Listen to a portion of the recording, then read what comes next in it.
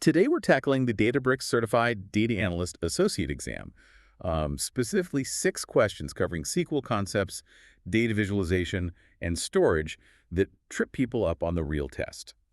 We'll cover practical scenarios, like when to use Databricks SQL versus Tableau, the hidden costs of dashboard refreshes, and how to manage external tables and permissions.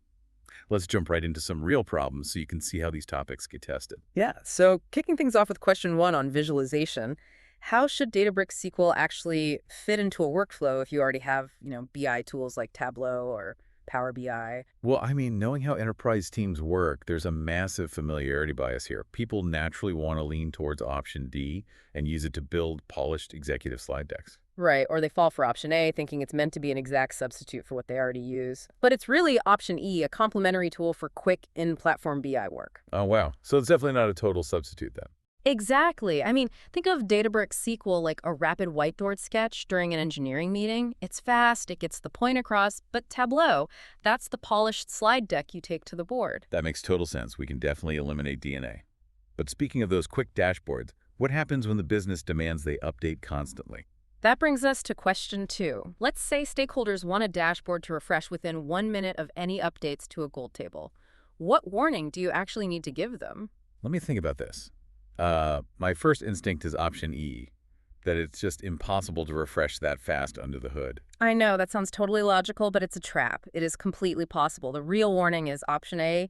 Those compute resources could be incredibly costly. Ouch. Yeah, it's like keeping a taxi idling outside your house 24/7 just in case you need a ride. That is the perfect analogy. You absolutely can do it, but your wallet will hate you. So E and C are definitely incorrect here. But, before we can even refresh dashboards, we have to actually get the data into the system. Right, which leads us to question 3. How do we ingest data directly from cloud object storage into Databricks? This one is tricky. People debate between D and E a lot. SQL users naturally gravitate toward option D, using a standard from clause pointing to the storage path. Wait, isn't that how you normally do it? In a traditional setup, maybe, but here from is only for querying existing tables. The correct answer is E. You have to create an external table using the object storage path in the location clause. Ah, okay, so it's like giving someone your home address, like the location, rather than physically moving your whole house to them. Spot on, so D and C are out. Okay, so once that data is ingested, how do we explore it and lock down who can see it? That is question 4. What is the primary benefit of Data Explorer? Well, considering we just talked about dashboards, I'd probably guess option C, creating those dashboards. It's easy to get scope confusion there. Yeah, totally. But it's actually option B, viewing metadata, examining data, and managing permissions. Oh, I see. So it's not where you go to look at the pretty charts. Exactly. Think of Data Explorer as a building directory and the security desk, not the art gallery where you view the actual dashboards. So we can eliminate C and A. And since we're at that security desk talking permissions, Let's look at question 5. Say a table owner wants to transfer ownership of a managed table to exactly one other user.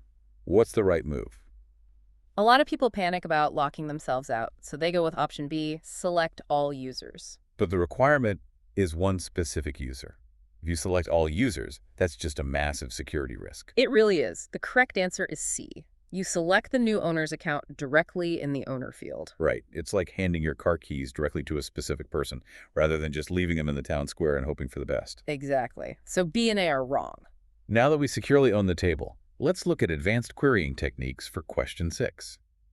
When should an analyst use higher order functions? What's your first guess? Probably option A. I'd use them for simple, unnested data. That's a huge trap. Simple data is exactly when you don't need them. The real answer is C, applying custom logic at scale to array data objects. Wait, really? Why arrays? Because arrays are massive and complex. If you have simple, unnested data, you just use a pair of scissors. But for arrays, you need a combine harvester. The higher order functions are those arbisters. So A and B are totally wrong. That's all the key points we shared for the Databricks Certified Data Analyst Associate exam today. Thanks for watching. If you found this helpful, subscribe and leave us a comment.